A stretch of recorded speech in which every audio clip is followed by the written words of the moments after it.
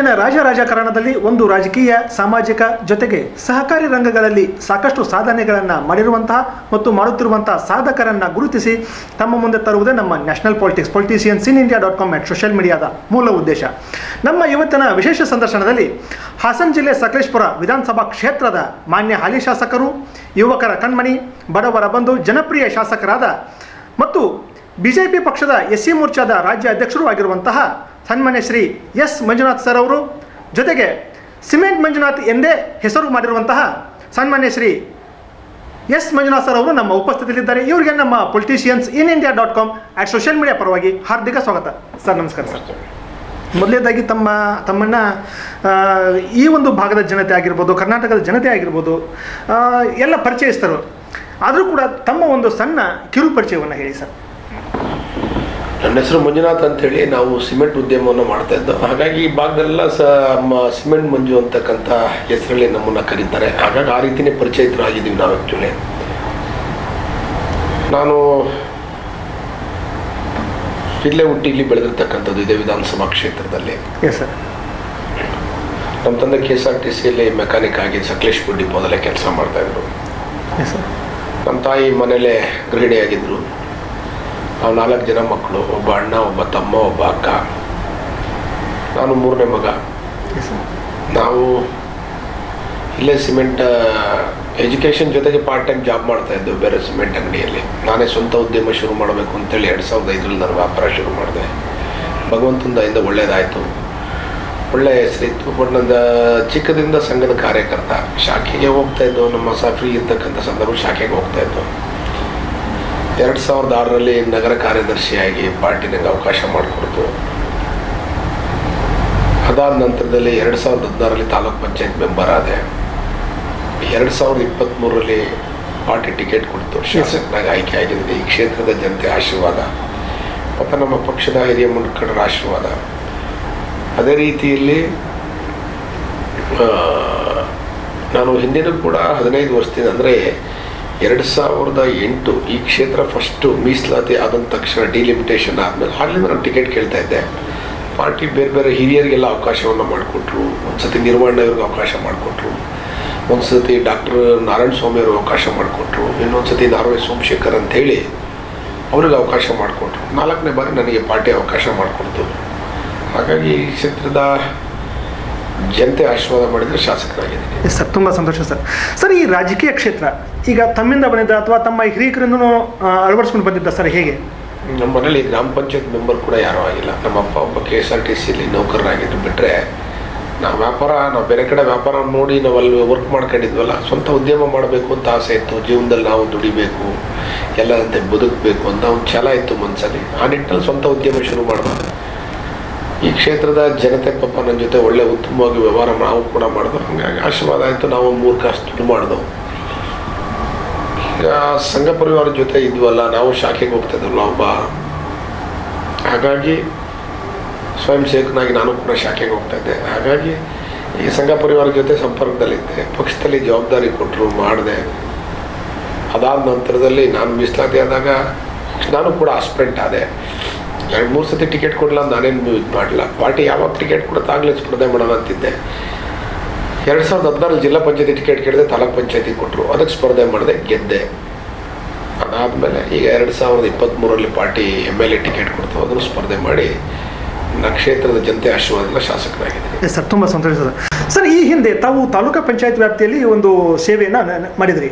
ಆ ಒಂದು ತಾಲೂಕು ಪಂಚಾಯತಿ ವ್ಯಾಪ್ತಿಯಲ್ಲಿ ಏನೇನು ಅಭಿವೃದ್ಧಿ ಕೆಲಸ ಕಾರ್ಯಗಳಾಗಿದೆ ಸರ್? ಸರ್, ತಾಲೂಕ್ ಪಂಚಾಯತಿ ವ್ಯಾಪ್ತಿಯಲ್ಲಿ ಸರ್ ಬರ್ತಕ್ಕಂಥ ಸಣ್ಣ ಅನುದಾನ, ಬಟ್ ತಾಲೂಕ್ ಪಂಚಾಯತಿ ಆಯ್ಕೆ ಆದಂಥ ಸಂದರ್ಭದಲ್ಲಿ ನನಗಿರ್ತಕ್ಕಂಥ ಸಣ್ಣ ಅನುದಾನವನ್ನು ಬಳಸ್ಕೊಂಡು ಆ ಕ್ಷೇತ್ರಕ್ಕೆ ಸಂಬಂಧಪಟ್ಟಂಗೆ ಬಸ್ ನಿಲ್ದಾಣ ಇರ್ಬೋದು, ಬಿಟ್ಟರೆ ಕುಡಿಯೋ ನೀರಿಗೆ ಸಂಬಂಧಪಟ್ಟಂಗೆ ಈ ರೀತಿ ಸಣ್ಣ ಪುಟ್ಟ ಮತ್ತು KEBಗೆ ಸಂಬಂಧಪಟ್ಟಂಗೆ ಸಣ್ಣ ಪುಟ್ಟ ಕೆಲಸಗಳು ಮಾಡೋಕ್ಕೆ ಅವಕಾಶ ಇತ್ತು. ನನಗೆ ಸಿದ್ದಂಥ ಅನುದಾನವನ್ನು ಪ್ರಾಮಾಣಿಕ ಬಳಕೆ ಮಾಡಿ 2 ಗ್ರಾಮ ಪಂಚಾಯತಿ ವ್ಯಾಪ್ತಿಯಲ್ಲಿ ಸಣ್ಣ ಪುಟ್ಟ ಕೆಲಸಗಳನ್ನ ಮಾಡಿದ್ದು. ದೊಡ್ಡ ಕೆಲಸ ಅಂತ ನಾನು ಹೇಳೋಂಗಿಲ್ಲ. ಸಣ್ಣ ಪುಟ್ಟ ಕೆಲಸಗಳನ್ನ ತಾಲೂಕ್ ಪಂಚಾಯತಿ ಅನುದಾನದಲ್ಲಿ ಎಷ್ಟು ಮಾಡ್ಬೋದು, ಮೂಲಭೂತ ಸೌಕರ್ಯಗಳನ್ನು ಒದಗಿಸ್ಲಿಕ್ಕೆ ಏನು ಬೇಕೋ ಅದನ್ನು ಮಾಡಿದ್ದೀನಿ. ತುಂಬ ಸಂತೋಷ. ಅಷ್ಟೇ, ತಾಲೂಕ್ ಪಂಚಾಯತಿಲಿ ತುಂಬ ಮಾಡಿದ್ದೀನಿ ಅಂತಲ್ಲ, ನನಗೆ ಇರ್ತಕ್ಕಂಥ ಅನುದಾನವನ್ನು ಬಳಸ್ಕೊಂಡು ಆ ಅನುದಾನದಲ್ಲಿ ಏನು ಒಳ್ಳೆ ಕೆಲಸ ಮಾಡ್ಬೋದು ಅಷ್ಟು ಒಳ್ಳೆ ಕೆಲಸವನ್ನು ನಾನು ಮಾಡಿದೆ. Yes sir. ಸರ್, ಇನ್ನು ತಾವು ಶಾಸಕರಾದ ನಂತರದಲ್ಲಿ ಈ ಒಂದು ವಿಧಾನಸಭಾ ಕ್ಷೇತ್ರದಲ್ಲಿ ಏನೇನು ಮುಖ್ಯವಾದ ಅಭಿವೃದ್ಧಿ ಕೆಲಸ ಕಾರ್ಯಗಳಾಗಿದೆ ಸರ್? ನಾನು ಶಾಸಕನಾದ ನಂತರ ದಿನಗಳಲ್ಲಿ ಈ ಕ್ಷೇತ್ರದಲ್ಲಿ ಮುಖ್ಯವಾಗಿ ನಮ್ಗೆ ಈ ಭಾಗದಲ್ಲಿ ಬೇಕಾಗಿರೋದು ಮಲೆನಾಡು ಭಾಗದಲ್ಲಿ ಮುಖ್ಯವಾಗಿ ರಸ್ತೆಗಳು. ನಾನು ಶಾಸಕನಾದ ನಂತರ ದಿನಗಳಲ್ಲಿ ಹಲವಾರು ವರ್ಷಗಳಿಂದ ಆಗದೇ ಇರತಕ್ಕಂಥ ರಸ್ತೆಗೆ, ಅಂದರೆ ಈ ಸತಿ ಬರ್ತಿರ್ತಕ್ಕಂಥ ಅನುದಾನನೇ ತುಂಬ ಕಡಿಮೆ ಇದೆ, ತಮ್ಮೆಲ್ಲರೂ ಕೂಡ ಗೊತ್ತಿರೋ ರೀತಿಯಲ್ಲಿ. ನನಗೆ ಅಂತಲ್ಲ, ಈಗ ಏನು ರೂಲಿಂಗ್ ಪಾರ್ಟಿ ಇದ್ದಾರೆ ಆ ಶಾಸಕರು ಕೂಡ ಅನುದಾನ ಇರ್ತಕ್ಕಂಥದ್ದು ಕಡಿಮೆ ಇದೆ. ತಮ್ಮೆಲ್ಲರೂ ಕೂಡ ಗೊತ್ತಿರೋ ರೀತಿಯಲ್ಲಿ ಭಾಗ್ಯಗಳಿಗೆ ಹಲವಾರು ಹಣವನ್ನು ಬಳಕೆ ಮಾಡ್ತಾ ಇದ್ದಾರೆ, ಹೆಚ್ಚು ಹಣವನ್ನು ಬಳಕೆ ಮಾಡ್ತಾರೆ. ಈ ನಿಟ್ಟಿನಲ್ಲಿ ಶಾಸಕರ ಅಭಿವೃದ್ಧಿಗೆ ಹಣ ಕಡಿಮೆ ಇದೆ. ಆದರೂ ಸಮೇತ ಬೇರೆ ಬೇರೆ ಮೂಲಗಳಿಂದ ಅನುದಾನವನ್ನು ತಂದು ರಸ್ತೆನ ಅಭಿವೃದ್ಧಿ ಮಾಡ್ತಕ್ಕಂಥ ಕೆಲಸವನ್ನು ಮಾಡಿದ್ದೀನಿ. 25-30 ವರ್ಷದಿಂದ ಆಗದೇ ಇರತಕ್ಕಂಥ ರಸ್ತೆಗಳು ನನ್ನ ಈ ಒಂದು ಸಂದರ್ಭದಲ್ಲಿ ಆಗ್ತಾಯಿದೆ ಅಂತೇಳಿ ನಾನು ಹೆಮ್ಮೆಯಿಂದ ಹೇಳಲಿಕ್ಕೆ ಇಷ್ಟಪಡ್ತೀನಿ. ಎಲ್ಲದಕ್ಕಿಂತ ಮುಖ್ಯವಾಗಿ ಮೊನ್ನೆ ಒಂದು ಅನುಭವ, ಒಂದು ಎಕ್ಸಾಂಪಲ್ ಹೇಳ್ತೀನಿ. ನಿತಿನ್ ಗಡ್ಕರಿಗೆ ಒಂದು ಲೆಟ್ರ್ ಕೊಟ್ಟೆ, ಪಾಪ ಒಂದು 10 ಕೋಟಿ ರೂಪಾಯಿ ಅನುದಾನವನ್ನು ಕೊಟ್ಟರು. ಸಕಲೇಶಪುರ ನಗರ ಇರ್ಬೋದು, ಪಾಳ್ಯ ಇರ್ಬೋದು, ಬಾಳುಪೇಟೆ ನಗರದಲ್ಲಿ ತುಂಬ ರಸ್ತೆಗಳು ಹಾಳಾಗಿತ್ತು, ಕೊಟ್ಟರು. ತುಂಬ ರಸ್ತೆಗಳು ಹಲವಾರು ವರ್ಷಗಳಿಂದ ಹಾಳಾಗಿರ್ತಕ್ಕಂಥ ರಸ್ತೆನ ನನಗೆ ಸಿಗ್ತಕ್ಕಂಥ ಹಣದಲ್ಲಿ 1 ರೂಪಾಯಿ ವೇಸ್ಟ್ ಆಗದ ರೀತಿಗೆ ಎಲ್ಲಿಗೆ ಎಷ್ಟು ಹಣ ಇಡಬೇಕು ಅಷ್ಟೇ ಹಣವನ್ನು ಇಟ್ಟು ಒಳ್ಳೆ ರೀತಿಯಲ್ಲಿ ಕೆಲಸ ಮಾಡ್ತಾಯಿದ್ದೀನಿ ರೀ. ಮುಖ್ಯವಾಗಿ ರಸ್ತೆಗೆ ಆದ್ಯತೆಯನ್ನು ಕೊಡ್ತಾಯಿದ್ದೀನಿ. ಸರ್ಕಾರಿ ಆಸ್ಪತ್ರೆನ ಸ್ವಲ್ಪ ಅಭಿವೃದ್ಧಿ ಮಾಡಿಸ್ಬೇಕು ಅಂತೇಳಿ ದುರಸ್ತಿ ಮಾಡಿಸ್ತಾ ಇದ್ದೀನಿ ಸರ್ಕಾರಿ ಆಸ್ಪತ್ರೆಯನ್ನು ಕೂಡ. ನಾನು ಶಾಸಕನಾದ್ಮೇಲೆ ತುಂಬ ಅಭಿವೃದ್ಧಿ ಮಾಡಿದ್ದೀನಿ ಅಂತ ಹೇಳಲ್ಲ, ನನಗೆ ಆತ್ಮತೃಪ್ತಿ ಇದೆ. ಈ ಕ್ಷೇತ್ರದ ಜನತೆಗೆ ನನ್ನ ಕೈಲಾದ ಮಟ್ಟಿಗೆ ಇರ್ತಕ್ಕಂಥ ಅನುದಾನಕ್ಕೆ ಅನುಗುಣವಾಗಿ ಸ್ಪಂದಿಸ್ತಕ್ಕಂಥ ಕೆಲಸವನ್ನು ಮಾಡ್ತಾಯಿದ್ದೀನಿ. ಮತ್ತು ಉತ್ತಮ ರಸ್ತೆಗಳು ಕೊಡಬೇಕಾಗಿರ್ತಕ್ಕಂಥದ್ದು ಯಾವುದೇ ಒಬ್ಬ ಜನಪ್ರತಿ ಒಬ್ಬ ಶಾಸಕನ ಕರ್ತವ್ಯ ಇದೆ. ಅದನ್ನು ನಾನು ಪ್ರಾಮಾಣಿಕವಾಗಿ ಮಾಡ್ತಾಯಿದ್ದೀನಿ. ಇನ್ನು ಈ ಮಳೆಗಾಲ ಶುರು ಆಗೋದ್ರೊಳಗೆ ಇನ್ನೂ ಹೆಚ್ಚಿನ ರೋಡ್ ರಸ್ತೆಗಳನ್ನ ಭೂಮಿ ಪೂಜೆ ಮಾಡೋದ್ರ ಮುಖಾಂತರ ಕೆಲಸವನ್ನು ಪ್ರಾರಂಭ ಮಾಡ್ತೀನಿ ಅಂತೇಳಿ ಈ ಸಂದರ್ಭದಲ್ಲಿ ಹೇಳ್ತೀನಿ. Yes sir. ಸರ್, ಈ ಸಮುದಾಯ ಭವನಗಳನ್ನು ಉದ್ಧಾರ ಒಂದು ಕೆಲಸ ಯಾವ ರೀತಿ ನಡೀತಾ ಇದೆ ಸರ್?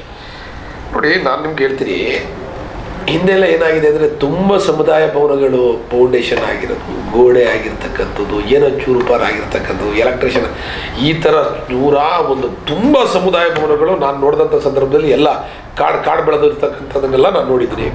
ನಾನು ಹೊಸ್ದಾಗಿ ಸಮುದಾಯವನ್ನು ನನ್ನ ಅನುದಾನದಲ್ಲಿ ನಾನು ಮಾಡ್ತಾಯಿಲ್ಲ. ಇರ್ತಕ್ಕಂಥ ಸಮುದಾಯಗಳು ಅರ್ಧಂಬರ್ಧ ಆಗಿರೋವು, ಫೌಂಡೇಶನ್ ಆಗಿರ್ತಕ್ಕಂಥದ್ದು, ಕಾಡು ಬೆಳೆದಿರ್ತಕ್ಕಂಥದ್ದು, ಈ ಪಿಲ್ಲರಾಗಿ ಹಾಳ್ಬಿರ್ತಕ್ಕಂಥ ಎಲ್ಲವನ್ನೂ ಸಮೇತ ಫಿನಿಶಿಂಗ್ ಮಾಡ್ತಕ್ಕಂಥ ಕೆಲಸವನ್ನು ಮಾಡ್ತಾಯಿದ್ದೀನಿ.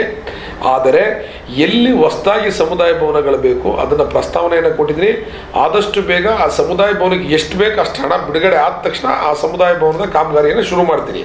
ಯಾಕೆ ಅಂತ ಹೇಳಿದರೆ, ಸುಮ್ಮನೆ ಒಂದು ಅರ್ಧ ಸಮುದಾಯ ಮಾಡೋದು, ಒಂದು ಸರಿ ಫೌಂಡೇಶನ್ ಕಟ್ಟೋದು ಮತ್ತೆ ಬಿಡೋದು, ಮತ್ತೊಂದು ಗೋಡೆ ಕಟ್ಟೋದು ಮತ್ತೆ ಬಿಡೋದು, ಇದೆಲ್ಲ ಮಾಡ್ತವ್ರು ಏನಾಗುತ್ತೆ ಅಂದರೆ ಯಾವ ಕೆಲಸನೂ ಕೂಡ 100% ಕ್ಲಿಯರ್ ಆಗಲ್ಲ. ಸೊ ಏನು ಸಮುದಾಯ ಭವನಗಳು ಹಿಂದೆ ಸಣ್ಣ ಪುಟ್ಟ ಆಗಿತ್ತು ಅವೆಲ್ಲವನ್ನೂ ಸಮೇತ ಪ್ರಿಯಾರಿಟಿ ವೈಸ್ ತಗೊಂಡು ಅವೆಲ್ಲವನ್ನೂ ಕೂಡ ಫಿನಿಶಿಂಗ್ ಮಾಡಿ ಉದ್ಘಾಟನೆ ಮಾಡಿ ಜನರಿಗೆ ಅದನ್ನು ಮುಕ್ತವಾಗಿ ಬಳಸಲಿಕ್ಕೆ ಅವಕಾಶ ಮಾಡಿಕೊಡ್ಬೇಕು ಅಂತಕ್ಕಂಥ ಉದ್ದೇಶದಿಂದ ಕೆಲಸ ಮಾಡ್ತಾ ಇದ್ದೀನಿ. Yes sir. ಸರ್, ಇನ್ನು ಸಕಲೇಶಪುರ ವಿಧಾನಸಭಾ ಕ್ಷೇತ್ರದಲ್ಲಿ ರೈತರ ಒಂದು ಸಮಸ್ಯೆಗಳು ಸಿಕ್ಕಾಪಟ್ಟೆ ಇದೆ ಅನ್ನುವಂಥ ಮಾತಿದೆ ಸರ್. ಈ ಒಂದು ಭಾಗದಲ್ಲಿ ರೈತರಿಗಾಗಿ ಏನೇನು ಕೆಲಸ ಕಾರ್ಯಗಳಾಗಿದೆ ಸರ್? ನೋಡಿ, ನಮ್ಮಲ್ಲಿ 3 ಥರ ಏರಿಯಾ ಬರುತ್ತೆ. ಒಂದು ಸಕಲೇಶಪುರ ಬಂದು ಪ್ಯೂರ್ಲಿ ಮಲೆನಾಡು, ಇಲ್ಲಿ ಕಾಫಿ ಬಿಟ್ಟರೆ ಭತ್ತ ಮತ್ತು ಕೆಲವೊಂದು ಭಾಗದಲ್ಲಿ ಸ್ವಲ್ಪ ಅಡಿಕೆಗಳನ್ನ ಬೆಳೆದಿದ್ದಾರೆ, ಏಲಕ್ಕಿ ಇದೆ, ಮೆಣಸಿದೆ. ಈ ಭಾಗದ ಒಂದು ರೀತಿ ಸಮಸ್ಯೆ ಇದೆ. ಆಲೂರು ಭಾಗದಲ್ಲಿ ಒಂದು ರೀತಿ ಸಮಸ್ಯೆ. ಆಲೂರು ಅರ್ಮಲ್ನಾಡು, ಅಲ್ಲಿ ಕಾಫಿನೂ ಇದೆ, ಅಡಿಕೆನೂ ಇದೆ, ಜೋಳನೂ ಇದೆ, ಭತ್ತನೂ ಇದೆ, ಎಲ್ಲ ಥರ ಇದೆ ಇಲ್ಲಿ ಆಲೂರಲ್ಲಿ. ಅದೇ ನೀವು ಕಟಾಯಿಗೆ ಹೋದರೆ, ಕಟಾಯಿ ಒಂದು ಹೋಬಳಿ ಬರುತ್ತೆ, ನಿಮಗೆ 7 ಪಂಚಾಯತಿ ಬರುತ್ತೆ, ಅಲ್ಲೂ ಒಂದು ರೀತಿ ಅದು ಫುಲ್ ಪ್ಯೂರ್ಲಿ ಬಯಲ್ಸೀಮೆ. ಅಲ್ಲಿ ಕೆಲವೊಂದು ಭಾಗದಲ್ಲಿ ಭತ್ತ ಇದೆ, ರಾಗಿ, ಜೋಳ, ಆಲೂಗೆಡ್ಡೆ, ಈ ರೀತಿ ಅಡಿಕೆ, ಈ ರೀತಿ ಬೆಳೆಗಳಿದ್ದಾವೆ. 3 ತಾಲೂಕಿನ ವ್ಯಾಪ್ತಿಯಲ್ಲಿರ್ತಕ್ಕಂಥ 3 ಕಡೆ ಬೇರೆ ಬೇರೆ ರೈತರಿಗೆ ಸಮಸ್ಯೆಗಳಿದ್ದಾವೆ. ಆಲೂರಿಗೆ ಕಂಪೇರ್ ಮಾಡಿದಾಗ ಏನಾಗುತ್ತೆ ಅಂದರೆ, ಆಲೂರಲ್ಲಿ ಭೂಮಿ ಚೆನ್ನಾಗಿದೆ, ಬಟ್ 2 ಬೆಳೆ ಬೆಳಿಬೇಕು ಅಂತ ಹೇಳಿದರೆ ಈಗ ಹೆಚ್ಚು ಜನ ಮಳೆಗೆ ಅವಲಂಬಿತರಾಗಿದ್ದಾರೆ. ಈಗ ಯಗಚಿ ಚಾನಲ್ ಹರಿಯುತ್ತೆ, ಆದರೆ ಲೈನಿಂಗ್ ಆಗಬೇಕು, ದುರಸ್ತಿ ಕಾರ್ಯ ಆಗಬೇಕು. ಏನಾಗುತ್ತೆ, ಮೈನ್ ಕೆನಾಲ್ ಹರಿಯುತ್ತೆ, ಸಬ್ ಕೆನಾಲ್ ಹೋದರೆ ಪ್ರತಿಯೊಬ್ಬ ರೈತರಿಗೆ ಸಿಗುತ್ತೆ. ಸೊ ಇರ್ತಕ್ಕಂಥ ಕೆನಾಲ್ಗಳು ದುರಸ್ತಿ ಆಗದಲ್ಲೇ ಎಲ್ಲ ಸೀಪೇಜ್ ಆಗಿಬಿಟ್ಟು ಹಲವಾರು ರೈತರಿಗೆ ಆ ನೀರು ಸಿಗ್ತಕ್ಕಂಥದ್ದು ಆಗಿಲ್ಲ. ಕೆಲವು ಸ್ವಲ್ಪ ಜನಕ್ಕೆ ಸಿಗ್ತಾ ಇದೆ. ಅದೇ ರೀತಿಯಲ್ಲಿ ವಾಟೆಹೊಳೆ ಜಲಾಶಯ ಇದೆ. ವಾಟೆಹೊಳೆ ಜಲಾಶಯ 18,000 ಎಕರೆಗೆ ನೀರು ಕೊಡ್ಬೋದು. ಇವತ್ತಿನ ಪರಿಸ್ಥಿತಿಯಲ್ಲಿ ಕೇವಲ 5,000 ಎಕರೆಗೆ ನೀರು ಕೊಡ್ತಾ ಇದ್ದಾರೆ. ನಾನು ಶಾಸಕನಾದ್ಮೇಲೆ ಮಾನ್ಯ ಮುಖ್ಯಮಂತ್ರಿಗಳಿಗೆ, ನೀರಾವರಿ ಸಚಿವರಿಗೆ ಈ ರೀತಿ ಇರ್ತಕ್ಕಂಥ ಸಮಸ್ಯೆಯನ್ನು ಪರಿಹಾರ ಮಾಡಿಕೊಡ್ಬೇಕು ಅಂಥೇಳಿ ಒಂದು ಎಗಚಿದ ಒಂದು 100 ಕೋಟಿ ರೂಪಾಯಿದು DPR, ಇದ್ರದ್ದೊಂದು ಹೆಚ್ಚು ಕಮ್ಮಿ ಒಂದು 75ರಿಂದ 100 ಕೋಟಿ ರೂಪಾಯಿ ಇದ್ರದ್ದು ಅದು ವಾಟೆವಳಿಯ DPR ಎಲ್ಲವನ್ನೂ ತೊಗೊಂಡೋಗಿ ಪಟ್ಟಿನ ಸಲ್ಲಿಸಿದ್ದೀನಿ, ಎಸ್ಟಿಮೇಷನ್ ಕೊಟ್ಟಿದ್ದೀನಿ, ಎಲ್ಲವನ್ನು ಕೊಟ್ಟಿದ್ದೀನಿ. ಸರ್ಕಾರ ಅನುದಾನ ಬಿಡುಗಡೆ ಮಾಡಿಕೊಡ್ತೀವಿ ಅಂತ ಹೇಳಿದ್ರೆ ಇನ್ನೂ ಕೂಡ ಬಿಡುಗಡೆ ಮಾಡಿಕೊಟ್ಟಿಲ್ಲ. ವಾಟೆವಳಿದು ಫುಲ್ ಚಾನಲ್ ಕೆಲಸ ಕಂಪ್ಲೀಟ್ ಆಗಿ ಲೈನಿಂಗ್ ಮಾಡಿದರೆ ನೋಡ್ರಿ, ಇವತ್ತು ಯಾರು ಕೂಡ ನಾವು ಡ್ಯಾಮ್ ಕಟ್ಟೋಕ್ಕಾಗಲ್ಲ. ಹಿಂದೆ ಕಟ್ಟಿರ್ತಕ್ಕಂಥ ಡ್ಯಾಮು ಇರ್ತಕ್ಕಂಥ ಚಾನಲ್ಗಳನ್ನ ದುರಸ್ತಿ ಮಾಡಿ ಉಳಿಸ್ಕೊಂಡ್ರೆ ರೈತರಿಗೆ ಉತ್ತಮವಾದ ನೀರು ಕೊಡ್ಬೋದು. ಕೊಟ್ಟರೆ ಖಂಡಿತವಾಗ್ಲೂ ಆ ಭಾಗದ ರೈತರು ಹೆಚ್ಚಿನ ರೀತಿಯಲ್ಲಿ ಬೆಳೆ ಬೆಳೀತಾರೆ. ನಿಮ್ಮೊಂದು ಎಕ್ಸಾಂಪಲ್ ಹೇಳ್ತೀನಿ. ಆ ರಾವತ್ನಹಳ್ಳಿ ಏತ ನೀರಾವರಿ ಅಂತೇಳಿ ನಮ್ಮ ಶೆಟ್ಟಳ್ಳಿ ಪಂಚಾಯತಿ ವ್ಯಾಪ್ತಿಯಲ್ಲಿ 45 ವರ್ಷದ ಹಿಂದೆ ಆಗಿರ್ತಕ್ಕಂಥದ್ದು. ಅದು 3 ಫೇಸ್ ಲೈನ್ ಇಲ್ದಲೆ 35-40 ವರ್ಷ ಕಷ್ಟಪಡ್ತಾ ಇದ್ರು. ಅಲ್ಲ, 24 ಅವರ್ಸ್ ಲೈನ್ ಇಲ್ದಲೆ. ನಾನು ಮೊನ್ನೆ ಕೇವಲ 6 ಲಕ್ಷ ರೂಪಾಯಿ ಖರ್ಚು ಮಾಡಿ 24 ಅವರ್ಸ್ ಲೈನ್ ಹೇಳ್ಸ್ಕೊಟ್ಟಿದ್ದೀನಿ. 10-15 ಹಳ್ಳಿಗೆ 24 ಗಂಟೆ ನೀರು ಬರ್ತಿದ್ದಾರೆ. ಭತ್ತ ಬೆಳೆಯೋರು ಕೂಡ, ರಾಗಿ ಬೆಳೆಯೋರು ಕೂಡ ಭತ್ತ ಬೆಳೀತಿದ್ದಾರೆ. ಈ ರೀತಿಯಲ್ಲಿ ಈ ಕಡೆ ಕಟ್ಟಾಯಕ್ಕೆ ಹೋದ್ರೆ ಗೋರೂರು ಡ್ಯಾಮ್ ಇದೆ. ಗೋರೂರು ಡ್ಯಾಮಲ್ಲಿ ಏನಾಗಿದೆ ಅಂದರೆ ನಮ್ಮವರೆಲ್ಲ ಮುಳುಗಡೆ ಸಂತ್ರಸ್ತರು. ಅಂದರೆ ನಮ್ಮ ಆಲೂರು ಮತ್ತು ಸಕಲೇಶ್ಪುರದಲ್ಲೂ ಆಲೂರು, ಸಕಲೇಶ್ಪುರ ಮತ್ತು ಕಟ್ಟಾಯದಲ್ಲಿ ನಮ್ಮ ಜಮೀನ ರೈತರು ಮುಳುಗಡೆ ಮಾಡ್ಕೊಂಡು ಮುಂಭಾಗದಲ್ಲಿರ್ತಕ್ಕಂಥ ರೈತರಿಗೆ ನೀರುಗಳನ್ನ ಕೊಟ್ಟಿದ್ದಾರೆ. ಎಗಚಿದು ಸ್ವಲ್ಪ ಚಾನಲ್ ಹೋಗಿ ಆ ಭಾಗದಲ್ಲಿ ಸ್ವಲ್ಪ ರೈತರಿಗೆ ನೀರು ಹೋಗುತ್ತೆ. ಬಟ್ ಎಗಚಿ ಚಾನಲ್ಲು ಕೂಡ ದುರಸ್ತಿ ಆಗಬೇಕು. ದುರಸ್ತಿ ಆದರೆ ನಮ್ಮ ಭಾಗದ ರೈತರಿಗೆ ಹೆಚ್ಚಿನ ರೀತಿ ನೀರು ಹೋಗುತ್ತೆ. ನಾನು ಆ ವಿಚಾರಕ್ಕೆ ಸಂಬಂಧಪಟ್ಟಂಗೆ ಪ್ರಾಮಾಣಿಕ ಪ್ರಯತ್ನ ಮಾಡ್ತಿದ್ದೀನಿ. ಎಗಚಿ ಏನು ಮುಳುಗಡೆ ಆಗಿದೆ ಆ ಭಾಗದ ರೈತರಿಗೆ, ಭೂಮಿ ಕಳ್ಕೊಂಡ್ರಿಗೆ ಇನ್ನೂ ಕೂಡ ಪರಿಹಾರ ಸಿಕ್ಕಿಲ್ಲ. ಅದಕ್ಕೆ ಸಂಬಂಧಪಟ್ಟಂಗೆ ಕೂಡ ಸರ್ಕಾರ ಜೊತೆ ಹೋರಾಟ ಮಾಡ್ತಾಯಿದ್ದೀನಿ. ಜಿಲ್ಲಾಧಿಕಾರಿಗಳ ಜೊತೆ ಸಭೆ ಮಾಡಿದ್ದೀನಿ. ಅವರು ಕೂಡ ಅಂತಿಮ ಹಂತಕ್ಕೆ ಬಂದಿದೆ. ಅವರು ಕೂಡ ಪರಿಹಾರ ಕೊಡಿಸ್ತಕ್ಕಂಥ ಕೆಲಸವನ್ನು ಮಾಡ್ತಾಯಿದ್ದೀನಿ. ಎಲ್ಲರಿಗಿಂತ ಮುಖ್ಯವಾಗಿ ಈ ಭಾಗದಲ್ಲಿರ್ತಕ್ಕಂಥ ರೈತರಿಗೆ, ಸಕಲೇಶ್ಪುರ ಭಾಗದಲ್ಲಿರ್ತಕ್ಕಂಥ ರೈತರಿಗೆ ಮುಖ್ಯ ಸಂಕಷ್ಟ ಏನು ಅಂತ ಹೇಳಿದರೆ, ಒಂದು ಸತಿ ಹೆಚ್ಚು ಮಳೆ ಆಗ್ತಕ್ಕಂಥದ್ದು, ಒಂದು ಸತಿ ಮಳೆ ಬರಲ್ಲ. ಒಂದು ರೀತಿ ಹವಾಮಾನ ವೈಪರೀತ್ಯ ಅಂತೇಳಿ ಕೂಡ ತಪ್ಪಾಗಲಾರ್ದು. ಎರಡನೇದಾಗಿ ಬೆಳೆದಿರ್ತಕ್ಕಂಥ ಭತ್ತ ಇರ್ಬೋದು, ಬೆಳೆದಿರ್ತಕ್ಕಂಥ ಕಾಫಿ ಏನಿದೆ ಅಂತೇಳಿದರೆ, ಆನೆಗಳು ನಿರಂತರವಾಗಿ ಕಾಫಿ ತೋಟಕ್ಕೆ ನುಗ್ಗಿ ಬೆಳೆನ ಹಾನಿ ಮಾಡ್ತಕ್ಕಂಥದ್ದು, ಕೂಲಿ ಕಾರ್ಮಿಕರ ಮೇಲೆ ದಾಳಿ ಮಾಡ್ತಕ್ಕಂಥದ್ದು, ಅಥವಾ ಆ ತೋಟದ ಮಾಲೀಕರ ಮೇಲೆ ದಾಳಿ ಮಾಡ್ತಕ್ಕಂಥದ್ದು ಈ ಭಾಗದಲ್ಲಿ ನಿರಂತರವಾಗಿ ನಡ್ಕೊಂಡ್ಬಂದಿದೆ. ಸಾವು ನೋವುಗಳು ಕೂಡ ಹೆಚ್ಚಾಗಿದೆ. ಮತ್ತು ಕಾಡು ಪ್ರಾಣಿಗಳ ಹಾವಳಿ ನಿರಂತರವಾಗಿ ಹೆಚ್ಚಾಗಿದೆ. ಅದನ್ನು ಕೂಡ ಸರ್ಕಾರದ ಗಮನಕ್ಕೆ ತಂದು ನನ್ನ ಕೈಲಾದಂಥ ಹೋರಾಟವನ್ನು ಮಾಡಿ ವಿಧಾನಸಭೆಯಲ್ಲಿ ನನ್ನ ಕ್ಷೇತ್ರದ ಜನತೆಗೆ ಬೇಕಾದಂಥ ಸವಲತ್ತುಗಳ ಬಗ್ಗೆ ಮತ್ತು ಈ ಕ್ಷೇತ್ರದಲ್ಲಿ ಆಗ್ತಾ ಇರ್ತಕ್ಕಂಥ ಅನ್ಯಾಯಗಳ ಬಗ್ಗೆ ಸರ್ಕಾರದ ಗಮನ ಸೆಳೀತಕ್ಕಂಥ ಕೆಲಸವನ್ನು ಮಾಡ್ತಾಯಿದ್ದೀನಿ. ನಿನ್ನೆನೂ ಕೂಡ ನಮಗೆ ಬೇಕಾಗಿರ್ತಕ್ಕಂಥ ತುಂಬ ಒಬ್ಬ ಷಣ್ಮುಖ ಅಂತಕ್ಕಂಥವ್ರು ಪಾಪ ತೀರೋದ್ರು. ನೆನ್ನೆನೂ ಕೂಡ ಅವ್ರ ಮನೆಗೆ ಭೇಟಿ ಕೊಟ್ಟಿದ್ದೆ. ಇವತ್ತು ಕೂಡ ನಾನು ಸರ್ಕಾರಕ್ಕೆ ಒತ್ತಾಯ ಮಾಡಿದೆ. ಇವತ್ತು ಆಲ್ರೆಡಿ ಆನೆ ಕಾರ್ಯಾಚರಣೆ ಶುರು ಮಾಡಿ ಈಗ ಆಲ್ರೆಡಿ ಒಂದು ಆನೆನೂ ಕೂಡ ಹಿಡಿದಿದ್ದಾರೆ. ಈ ಭಾಗದಲ್ಲಿರ್ತಕ್ಕಂಥ ಎಲ್ಲ ಆನೆಗಳನ್ನ ಸ್ಥಳಾಂತರ ಮಾಡಬೇಕು ಅಂತಕ್ಕಂಥ ನಮ್ಮ ಒತ್ತಾಯ ಇದೆ. ನನ್ನ ಅವಧಿಯಲ್ಲಿ ಆದಷ್ಟು ಪ್ರಾಮಾಣಿಕವಾಗಿ ಕೆಲಸ ಮಾಡ್ತಕ್ಕಂಥ ಕೆಲಸವನ್ನು ನಾನು ಮಾಡ್ತಾ ಇದ್ದೀನಿ ಅಂತೇಳಿ ಸಂದರ್ಭದಲ್ಲಿ ಹೇಳ್ತೀನಿ. Yes sir. ಸರ್, ಇನ್ನು ಸಕಲೇಶ್ಪುರ ವಿಧಾನಸಭಾ ಕ್ಷೇತ್ರದ ವಿದ್ಯಾರ್ಥಿಗಳಿಗೆ ಒಂದು ಶಿಕ್ಷಣ ರಂಗದಲ್ಲಿ ತಮ್ಮ ಕೊಡುಗೆಯನ್ನು ಕೊಟ್ಟಿದ್ದೀರಿ ಸರ್?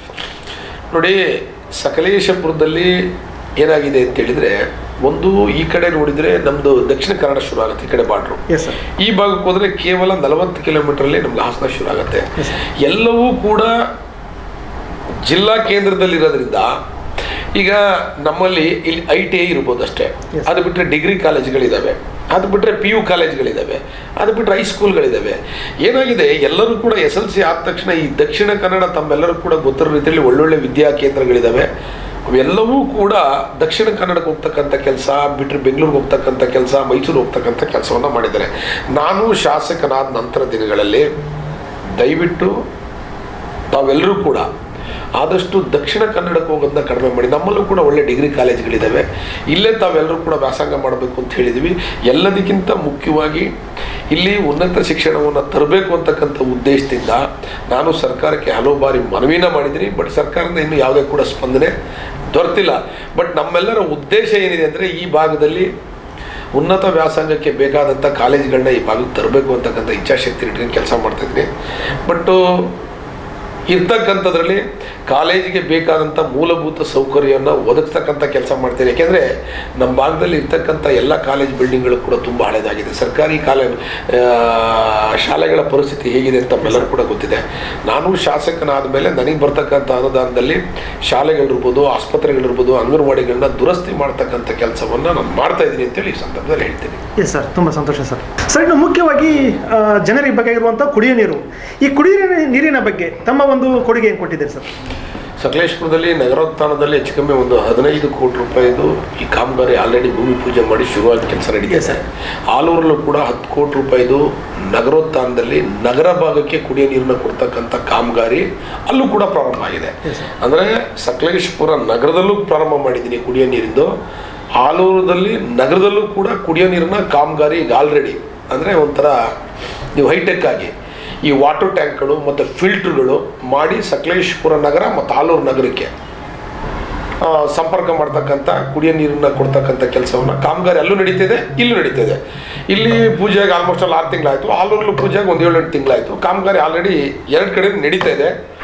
ಇನ್ನು 6 ತಿಂಗಳು ಒಂದು ವರ್ಷದೊಳಗಡೆ ಕಾಮಗಾರಿ ಕಂಪ್ಲೀಟ್ ಆಗುತ್ತೆ. ಎಲ್ಲರಿಗೂ ಕೂಡ ಶುದ್ಧ ಕುಡಿಯೋ ನೀರು ಏನಾಗಿದೆ, ಅಲ್ಲಿರ್ತಕ್ಕಂಥ ಪಂಪು ಇಲ್ಲಿರ್ತಕ್ಕಂಥ ಪಂಪು ಕೂಡ ಹಳೇದು, ಹೊಸದಲ್ಲ. ಇವಾಗ ಹೊಸ ಪಂಪ್ಗಳಾಗುತ್ತೆ, ಹೊಸ ಟ್ಯಾಂಕ್ಗಳಾಗುತ್ತೆ. ಸೊ ಏನಾಗುತ್ತೆ, ಎಲ್ಲ ಮಾಡರ್ನೈಸ್ ಆಗಿ ನೀರು ಕೂಡ ಶುದ್ಧೀಕರಣ ಆಗಿ ಇಲ್ಲಿ ಮತ್ತು ಆಲೂರು ನಗರ ಜನತೆಗೆ ಕೊಡ್ತಕ್ಕಂಥ ಕೆಲಸವನ್ನು ಮಾಡ್ತೀವಿ. ಒಂದು. ಎರಡನೇ ವಿಚಾರ, ಎಲ್ಲ ಹಳ್ಳಿಗಳಲ್ಲೂ ಕೂಡ ಜಲ್ ಜೀವನ್ ಮಿಷನ್ ಕಾಮಗಾರಿಯನ್ನು ಭೂಮಿ ಪೂಜೆ ಮಾಡಿ ಪ್ರತಿ ಗ್ರಾಮ ಪಂಚಾಯಿತಿಯಲ್ಲೂ ಕೂಡ ಆಲ್ರೆಡಿ ಕೆಲಸ ನಡೀತಾ ಇದೆ. ತುಂಬ ಕಡೆ ಆಲ್ರೆಡಿ ನಾವು ನೀರು ಕೊಡ್ತಾ ಇದ್ದೀವಿ. ತುಂಬ ಭಾಗಗಳಲ್ಲಿ ಅರ್ಧಂಬರ್ಧ ಕೆಲಸ ಆಗಿದೆ. ಕೆಲವೊಂದು ಕಡೆ ಪೈಪ್ಲೈನ್ ಆಗಿದೆ, ನಲ್ಲಿಗಳಾಗಿಲ್ಲ, ಕೆಲವೊಂದು ಟ್ಯಾಂಕ್ ಆಗಿದೆ, ಪೈಪ್ಲೈನ್ ಆಗಿಲ್ಲ. ಈ ರೀತಿ ನಡೀತಾ ಇದೆ. ನಾನು ನಿರಂತರವಾಗಿ ಎವರಿ 2 ಮಂತ್ಸ್ ಅಂತ ರಿವ್ಯೂ ಮಾಡ್ತಾ ಇದ್ದೀನಿ. ಈಗ ಆಲ್ರೆಡಿ ನಾನು 2 ತಿಂಗಳಿಂದ ರಿವ್ಯೂ ಮಾಡಿದ್ದೆ, ಈಗ ಮತ್ತೆ ರಿವ್ಯೂ ಮಾಡಬೇಕು. ಆ್ಯಕ್ಚುಲಿ ಆದಷ್ಟು ಬೇಗ ಇನ್ನು 6 ತಿಂಗಳಲ್ಲಿ ಪ್ರತಿ ಹಳ್ಳಿಗೂ ಕೂಡ ಜಲ್ ಜೀವನ್ ಮಿಷನ್ ಅಡಿಯಲ್ಲಿ ನೀರು ಕೊಡ್ತಕ್ಕಂಥ ಕೆಲಸವನ್ನು ಮಾಡ್ತಿದ್ವಿ. ಎಲ್ಲಿ ನೀರದ್ದು ಸೋರ್ಸ್ ಇಲ್ಲ ಅಲ್ಲಿಗೆ ಬಹುಗ್ರಾಮ ಕುಡಿಯೋ ನೀರಿನ ಯೋಜನೆ, ಅದು ಹೆಚ್ಚು ಕಮ್ಮಿ ಬಹುಗ್ರಾಮ ಕುಡಿಯೋ ನೀರಿನ ಯೋಜನೆ ಹೆಚ್ಚು ಕಮ್ಮಿ ಒಂದು 300 ಕೋಟಿ ರೂಪಾಯಿ ಪ್ರಾಜೆಕ್ಟ್ ಇರ್ಬೋದು. ಗೊರೂರು ಡ್ಯಾಮಿಂದ ಪೈಪ್ಲೈನ್ ಮುಖಾಂತರ ಬಹುಗ್ರಾಮ ಕುಡಿಯೋ ನೀರಿನ ಯೋಜನೆ ಮಾಡಿ ಎಲ್ಲೆಲ್ಲಿ ಟ್ಯಾಂಕ್ಗಳಿದೆ ಆ ಟ್ಯಾಂಕಿಗೆ ನೀರು ತುಂಬತಕ್ಕಂಥ ಕೆಲಸವನ್ನು ಮಾಡ್ತಾ ಇರ್ತಕ್ಕಂಥ. ಯಾಕೆಂದರೆ ಬರಗಾಲ ಬಂದರೆ ಎಲ್ಲೂ ನೀರು ಸಿಗಲ್ಲ. ಆದರೆ ಡ್ಯಾಮಲ್ಲಿ ಮಿನಿಮಮ್ ಇಷ್ಟು TMC ಕುಡಿಯೋ ನೀರಿಗೆ ಅಂತ ಸ್ಟೋರೇಜ್ ಮಾಡ್ತಾರೆ. ಅಲ್ಲಿಂದ ಗೊರೂರು ಡ್ಯಾಮಿಂದ ಎಲ್ಲ ಕಡೆ ಸಕಲೇಶ್ಪುರ ಇರ್ಬೋದು, ಆಲೂರು ಇರ್ಬೋದು, ಪ್ರತಿ ಭಾಗಕ್ಕೂ ಕೂಡ ಸಪ್ಲೈ ಮಾಡ್ತಕ್ಕಂಥ ಕೆಲಸವನ್ನು ಅದು ಕೂಡ ಕಾಮಗಾರಿ ಆಲ್ರೆಡಿ ನಡೀತಿದೆ ನಮ್ಮ ಕ್ಷೇತ್ರದಲ್ಲಿ. ಇಷ್ಟು ಕುಡಿಯೋ ನೀರಿಗೋಸ್ಕರ ನಾವು ಕೆಲಸ ಮಾಡ್ತಾ ಇದ್ದೀವಿ. ಇನ್ನು 6 ತಿಂಗಳಲ್ಲಿ ಪ್ರತಿ ಹಳ್ಳಿಗೂ ಪ್ರತಿ ಮನೆಗೂ ಕೂಡ ನಲ್ಲಿ ಹಾಕಿ ನೀರು ಕೊಡ್ತಕ್ಕಂಥ ಶುದ್ಧ ನೀರನ್ನು ಕೊಡುವಂಥ ವಿಚಾರ ಕೆಲಸವನ್ನು ಮಾಡ್ತೀವಿ. ಹೌದು. ಎಲ್ಲದಕ್ಕಿಂತ ಮುಖ್ಯವಾಗಿ ನರೇಂದ್ರ ಮೋದಿ ಅವ್ರದ್ದೊಂದು ಕನಸಿದೆ. ಇಡೀ ಪ್ರತಿಯೊಂದು ಹಳ್ಳಿಯ ಪ್ರತಿಯೊಂದು ಮನೆ ಮುಂದೆ ಶುದ್ಧ ಕುಡಿಯೋ ನೀರನ್ನು ನಲ್ಲಿ ಹಾಕ್ಸ್ಕೊಡ್ಬೇಕು ಅಂತಕ್ಕಂಥದ್ದು. ಆ ಕಾಮಗಾರಿ ಈಗ ಆಲ್ರೆಡಿ ನಡೀತಾ ಇದೆ. ಇನ್ನು 6 ತಿಂಗಳಲ್ಲಿ ಈಗ ಆಲ್ರೆಡಿ ನನ್ನ ಲೆಕ್ಕಾಚಾರದಲ್ಲಿ ಒಂದು 30% ಎಲ್ಲ ಕಡೆ ನೀರು ಹೋಗ್ತಾ ಇದೆ. ಇನ್ನೊಂದು ತಿಂಗಳೊಳಗೆ 50% ಆಗುತ್ತೆ. ಇನ್ನೊಂದು 6 ತಿಂಗಳೊಳಗೆ 100% ಪ್ರತಿ ಹಳ್ಳಿಯಲ್ಲೂ ಕೂಡ ಪ್ರತಿ ಮನೆಗೂ ಕೂಡ ಶುದ್ಧ ಕುಡಿಯೋ ನೀರನ್ನ ಕೊಡ್ತಕ್ಕಂಥ ಕೆಲಸವನ್ನು ನಾವು ಮಾಡ್ತೀವಿ ಅಂತೇಳಿ ಈ ಸಂದರ್ಭದಲ್ಲಿ ಹೇಳ್ತೀನಿ ನಾನು. Yes sir. ಸರ್, ಇನ್ನು ಮುಖ್ಯವಾಗಿ ಸಕಲೇಶ್ಪುರ ವಿಧಾನಸಭಾ ಕ್ಷೇತ್ರದಲ್ಲಿ ಒಂದು ಆರೋಗ್ಯಕ್ಕಾಗಿ ಯಾವ ರೀತಿ ಯೋಜನೆಗಳನ್ನು ಮಾಡಿದಿರಿ ಸರ್? ಈಗ ಹಿಂದೆ ನಮ್ಮ ಕ್ಲಿನಿಕ್ ಅಂಥೇಳಿ ಇತ್ತು, ಆದರೆ ಅಲ್ಲಿ ಡಾಕ್ಟ್ರುಗಳಿಲ್ದಲ್ಲಿ ತುಂಬ ಸಮಸ್ಯೆ ಆಗಿತ್ತು. ನಾನು ಇರ್ತಕ್ಕಂಥ ಖಾಲಿರ್ತಕ್ಕಂಥ ಎಲ್ಲೆಲ್ಲಿ ನಮ್ಮ ಸಬ್ಸೆಂಟ್ರ್ಗಳಿದ್ದಾವೆ ಎಲ್ಲ ಕಡೆ ಡಾಕ್ಟ್ರುಗಳು ತರ್ತಕ್ಕಂಥ ಕೆಲಸ ಮಾಡಿದ್ದೀನಿ. ಕೇವಲ 1 ಕಡೆಯಲ್ಲಿ 2 ಕಡೆಯಲ್ಲಿ ಡಾಕ್ಟ್ರ್ ಇಲ್ಲ, ಬೇರೆ ಎಲ್ಲ ಕಡೆನೂ ಕೂಡ ಡಾಕ್ಟರ್ ತುಂಬಿಸ್ತಕ್ಕಂಥ ಕೆಲಸವನ್ನು ಮಾಡಿದ್ದೀನಿ. ಮತ್ತು ಸಬ್ಸೆಂಟ್ರ್ಗಳು ಎಲ್ಲೆಲ್ಲಿದ್ದಾವೆ ಪ್ರಾಥಮಿಕ ಆರೋಗ್ಯ ಕೇಂದ್ರ, ಅಲ್ಲಿಗೆ ಬೇಕಾದಂಥ ಸಲಕರಣೆಗಳನ್ನ ಈಗ ಆಲ್ರೆಡಿ ನಾನು ಈ ಸತಿ ಅನುದಾನದಲ್ಲಿ ಇಟ್ಟಿದ್ದೀನಿ. ಹಾಸಿಗೆ ಇರ್ಬೋದು, ಅವ್ರಿಗೆ ಬೇಕಾಗಿರ್ತಕ್ಕಂಥ BP ಚೆಕಿಂಗ್ ಮಿಷಿನ್ ಇರ್ಬೋದು, ಬ್ಲಡ್ ಚೆಕಿಂಗ್ ಮಿಷಿನ್ಗಳಿರ್ಬೋದು. ಯಾಕೆ ಸುಮ್ಮನೆ ಪ್ರಾಥಮಿಕ ಕೇಂದ್ರ ಅಂತ ಇರ್ತವೆ, ಅಲ್ಲಿ ಎಕ್ವಿಪ್ಮೆಂಟ್ಸ್ ಇರಲ್ಲ. ಎಲ್ಲ ಭಾಗಕ್ಕೂ ಕೂಡ ಎಕ್ವಿಪ್ಮೆಂಟ್ ಕೊಡ್ತಕ್ಕಂಥ ಕೆಲಸವನ್ನು ಮಾಡಿದ್ದೀನಿ. ಈ ಸತಿ ಅಂಗನವಾಡಿಗೂ ಕೂಡ ಕುಡಿಯೋ ನೀರಿಗೆ ಬೇಕಾಗಿರ್ತಕ್ಕಂಥ ಫಿಲ್ಟ್ರನ್ನು ಕೂಡ ಕೊಡ್ತಕ್ಕಂಥ ಕೆಲಸವನ್ನು ಮಾಡಿದ್ದೀನಿ. ಎಲ್ಲದಕ್ಕಿಂತ ಮುಖ್ಯವಾಗಿ ನನ್ನ ವಿಧಾನಸೌಧ ವ್ಯಾಪ್ತಿಯಲ್ಲಿ ಒಂದು 25 ವೆಲ್ನೆಸ್ ಸೆಂಟರ್ನ ತೊಗೊಂಬಂದಿದ್ದೀನಿ. ಈಗ ಆಲ್ರೆಡಿ ಒಂದು ಪೂಜೆ ಕೆಲಸ ನಡೀತಿದೆ, ಬೇರೆ ಕಡೆ ಎಲ್ಲ ಇನ್ನು ಪೂಜೆ ಮಾಡಿ ಕೆಲಸ ಶುರು ಮಾಡಬೇಕು. ಹಳ್ಳಿ ಭಾಗದಲ್ಲಿ ವೆಲ್ನೆಸ್ ಸೆಂಟರ್ ಅಂತೇಳಿ ಆರೋಗ್ಯಕ್ಕೋಸ್ಕರ ಒಂದು ಪ್ರಾರಂಭ ಮಾಡ್ತಿದ್ದಾರೆ. ವೆಲ್ನೆಸ್ ಸೆಂಟರ್ನು ಕೂಡ ಒಂದು 25 ವೆಲ್ನೆಸ್ ಸೆಂಟರ್ಗಳಿದ್ದಾವೆ, ಅದನ್ನು ಕೂಡ ಈಗ ಪ್ರಾರಂಭ ಮಾಡ್ತಕ್ಕಂಥ ಕೆಲಸವನ್ನು ಇನ್ನು ಸದ್ಯದಲ್ಲಿ ಶುರು ಮಾಡ್ತೀನಿ. ಎಲ್ಲದಕ್ಕಿಂತ ಮುಖ್ಯವಾಗಿ ಇರ್ತಕ್ಕಂಥ ಏನು ಸರ್ಕಾರಿ ಆಸ್ಪತ್ರೆ ಇದೆ ಅದನ್ನು ದುರಸ್ತಿ ಮಾಡಿ ಉನ್ನತೀಕರಣ ಮಾಡಬೇಕಾಗಿದ್ದ ಜವಾಬ್ದಾರಿ ಇದೆ. ಆಲೂರು ಇರ್ಬೋದು, ಸಕಲೇಶ್ಪುರ ಇರ್ಬೋದು. ಆಲ್ರೆಡಿ ಅದರದ್ದು ಈ 80 ಲಕ್ಷ ರೂಪಾಯಿ ತಂದು ಕಾಮಗಾರಿ ಶುರು ಆಗಿದೆ. ಈಗ ಎಲೆಕ್ಟ್ರಿಷಿಯನ್ನು ಮತ್ತು ಕಿಡಿಗಳನ್ನ ರಿನೋವೇಷನ್ ಶುರು ಮಾಡಿದ್ದೀವಿ. ಆಲೂರಲ್ಲೂ ಕೂಡ 1 ಕೋಟಿ ರೂಪಾಯಿ ಪ್ರಸ್ತಾವನೆಯನ್ನು ಕೊಟ್ಟಿದ್ದೀನಿ. ಏಕೆಂದರೆ ಇರ್ತಕ್ಕಂಥ ಸಾಕಾಗ್ತಾ ಇಲ್ಲ ಅಂತೇಳಿ ಒಂದು ರಿನೋವೇಷನ್ ಆಗಬೇಕು. ಮತ್ತು ಇನ್ನು ಬೇಕಾಗಿರ್ತಕ್ಕಂಥ ಲಿಫ್ಟಿನ ಸೌಲಭ್ಯ, ಬೇರೆ ಬೇರೆ ಸೌಲಭ್ಯಗಳು ಬೇಕು ಅಂತೇಳಿ ಆಲ್ರೆಡಿ ಸರ್ಕಾರಕ್ಕೆ ಪ್ರಸ್ತಾವನೆಯನ್ನು ಕೊಟ್ಟಿದ್ದೀವಿ. ಅದನ್ನು ಕೂಡ ನಾನು ಅವಧಿಯಲ್ಲಿ ಆದಷ್ಟು ಬೇಗ ಮಾಡಲಿಕ್ಕೆ ಪ್ರಯತ್ನವನ್ನು ಮಾಡ್ತೀನಿ ಅಂತೇಳ್ಬಿಟ್ಟು ಈ ಸಂದರ್ಭದಲ್ಲಿ ಹೇಳ್ತೀನಿ. ಕೆಲವೇ ದಿನಗಳು ಆಲೂರಲ್ಲೂ ಕೂಡ ಇನ್ನೊಂದು ನಮ್ಮ ಕ್ಲಿನಿಕ್ನ ಈಗ ಉದ್ಘಾಟನೆ ಮಾಡ್ತೀನಿ. ಈಗ ಎಲ್ಲ ರೆಡಿ ಮಾಡಿಸ್ತಾ ಇದ್ದೀನಿ. ಆಲೂರಲ್ಲೂ ಕೂಡ ನಮ್ಮಲ್ಲಿ ಕ್ಲಿನಿಕ್ನ ಆದಷ್ಟು ಬೇಗ ಉದ್ಘಾಟನೆಯನ್ನು ಮಾಡ್ತೀನಿ. Yes sir. ಸರ್, ಇನ್ನು ಈಗ ಈ ಒಂದು ಭಾಗದ ಯುವಕರಿಗೆ, ಕ್ರೀಡಾಸಕ್ತರಿಗೆ ಯಾವ ರೀತಿ ಒಂದು ಯೋಜನೆಗಳನ್ನು ಮಾಡಿದಿರಿ ಸರ್? ನೋಡಿ, ನಾನು ಶಾಸಕನಾದ ನಂತರದಲ್ಲಿ ವಿಧಾನಸೌಧದಲ್ಲಿ ಫಸ್ಟ್ ಕ್ವಶನ್ ಮಾಡಿದ್ದು ಇದೇ ಕ್ವಶನ್ನು. ನಮ್ಮ ಭಾಗದಲ್ಲಿ ಇರ್ತಕ್ಕಂಥ ಕ್ರೀಡಾಂಗಣದ ವ್ಯವಸ್ಥೆ ಸರಿ ಇಲ್ಲ ಅಂಥೇಳಿ ಹಿಂದಿನ ಸರ್ಕಾರದಲ್ಲಿ 1,20,00,000 ಹಣವನ್ನು ಬಿಡುಗಡೆ ಮಾಡಿದರು. ಅದರಲ್ಲಿ ಕೇವಲ 30 ಲಕ್ಷ ರೂಪಾಯಿ ಹಣ ಬಿಡುಗಡೆ ಮಾಡಿ ಉಳಿದಿರ್ತಕ್ಕಂಥ 85 ಲಕ್ಷ 90 ಲಕ್ಷ ರೂಪಾಯಿ ಇನ್ನೂ ಕೂಡ ಹಣಗಳ ಬಿಡುಗಡೆ ಮಾಡಿಲ್ಲ. ಹೊಸ ಸರ್ಕಾರ ಬಂದ ಮೇಲೆ ಅದರದ್ದೇನೋ ಟೆಂಡರ್ ಏನೋ ರದ್ದು ಮಾಡಿದ್ದಾರೆ. ಅದು ಕೂಡ ಪ್ರಸ್ತಾವನೆಯನ್ನು ಕೊಟ್ಟಿದ್ವಿ. ನಮ್ಮಲ್ಲಿ ಏನಾಗಿದೆ ಅಂದರೆ 6 ತಿಂಗಳು ಮಳೆ ಇರೋದ್ರಿಂದ ಇಂಡೋರ್ ಸ್ಟೇಡಿಯಂ ಮಾಡಬೇಕಾದಂಥ ಅವಶ್ಯಕತೆ ಇದೆ. ಅದನ್ನು ಮಾಡಲಿಕ್ಕೆ ಈಗ ಆಲ್ರೆಡಿ ಹಳೆ ಏನು ಹಿಂದಿನ ಸರ್ಕಾರದಲ್ಲಿ DPR ಆಗಿ ಟೆಂಡರ್ ಹಂತದಲ್ಲಿದ್ದು ಹಣವನ್ನು ಸಮೇತ ಮೀಸಲು ಮಾಡಿದರು. ಆ ಒಂದು ಹಣವನ್ನು ಬಿಡುಗಡೆ ಮಾಡಬೇಕು. ಸಕಲೇಶಪುರದಲ್ಲಿ ಏನೇನು ಆಗಬೇಕು ಅಂತಕ್ಕಂಥದ್ದನ್ನ ಸರ್ಕಾರಕ್ಕೆ ಪ್ರಸ್ತಾವನೆ ಸಲ್ಲಿಸಿದ್ದೀನಿ. ಇಲ್ಲೇನಾಗಿದೆ ಅಂದರೆ ಮಳೆ ಹೆಚ್ಚಾಗಿರೋದ್ರಿಂದ ಇಂಡೋರ್ ಸ್ಟೇಡಿಯಂಗಳ ಅವಶ್ಯಕತೆ ಇದೆ. ಒಂದು.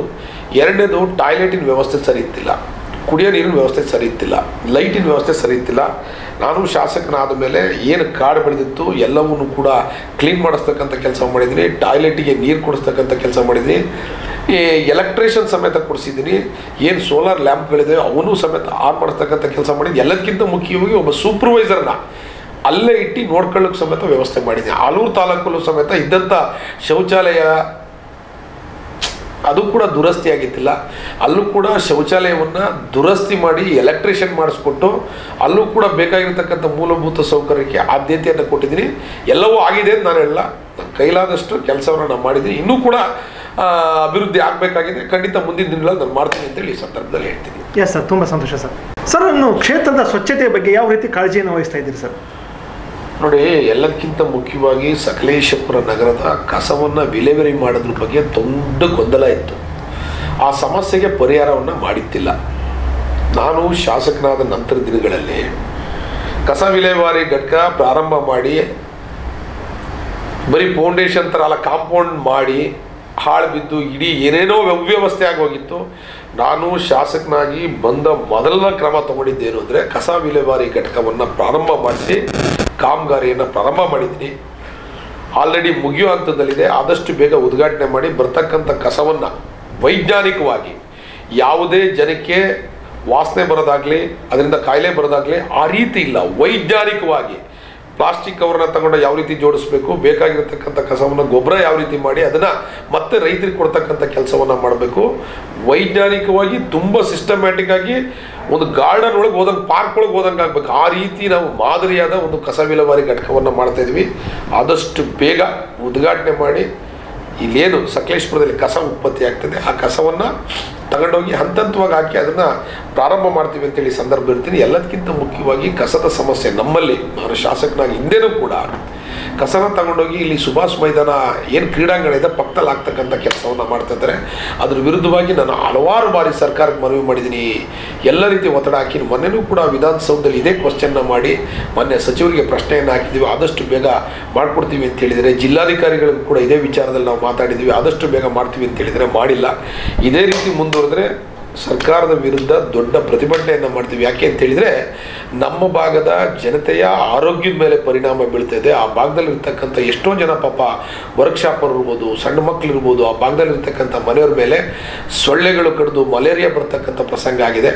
ಸರ್ಕಾರಕ್ಕೆ ಹಲವಾರು ಬಾರಿ ಒತ್ತಾಯ ಮಾಡಿದರೂ ಕೂಡ ಇನ್ನೂ ಕೂಡ ಕೆಲಸವನ್ನು ಮಾಡಿಲ್ಲ.